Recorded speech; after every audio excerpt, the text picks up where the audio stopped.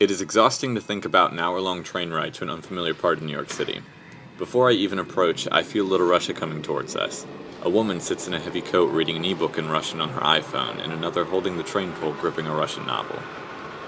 City folks are satisfied by the new and fresh recreational part of the city. It quickly became a stomping ground of spectacle. Brighton was deemed as having the handsomest seaside theater in the world, owning 2 vaudeville theaters.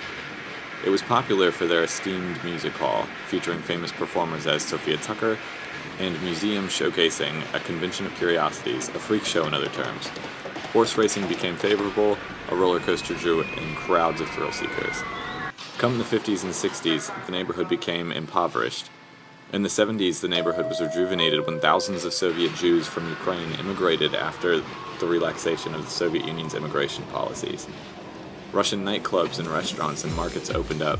Bookstores began selling prints in Russian. Brighton Beach became known as Little Odessa. After sitting on the B train for the dreaded hour, I finally heard the call that I had arrived at the final stop. I stepped off the train onto the elevated platforms and scurried down the stairs, excited to see what Little Russia had in store for us. I reached the bottom of the stairs and walked under the railway that runs through the town above Brighton Avenue. This is where hundreds of shops kicked off in the 1970s with the influx of Soviet Jews. I try to remind myself of writer Michael Idov's words, "The biggest mistake one can make upon exiting the B at the last stop to assume that you are seeing a passable facsimile of Russia." Yet the place truly does feel Russian. I see cars passing by, people speaking fluent Russian, stores for fur coats and fine spirits.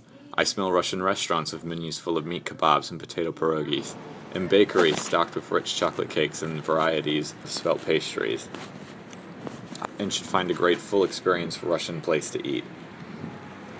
I head towards the boardwalk expecting to find a wide range of options, but am stunned to find the most desolate walk along the beach.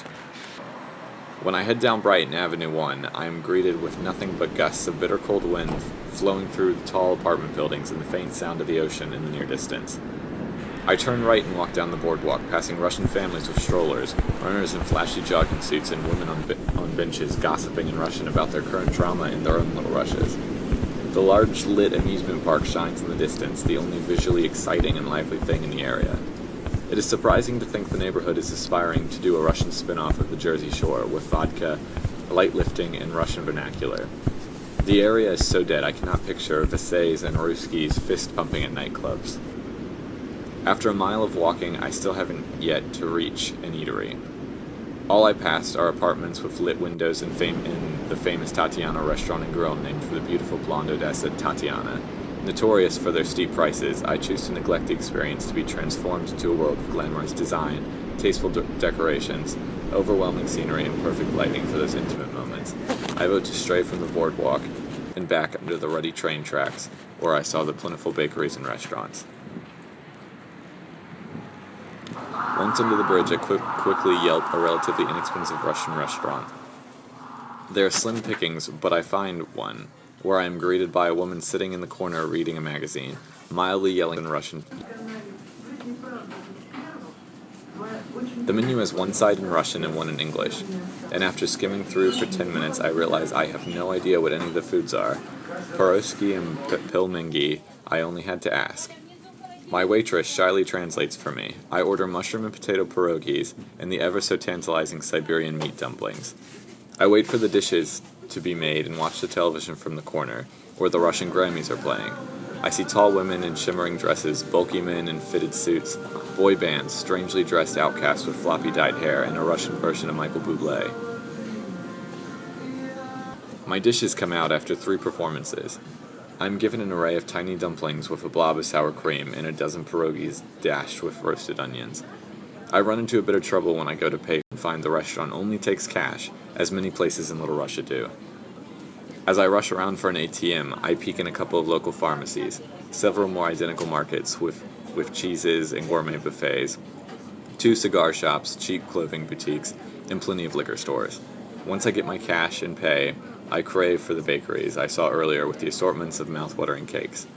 I wander a few Russian markets, quickly leaving because I cannot communicate with the people. So I continue walking along the road under the damp bridge until I reach a bakery on the corner that served myriad flavors of baklava. cherry, cream, pistachio, hazelnut, chocolate, you name it. After indulging in our treats, I find an entrance to the train and call it a day.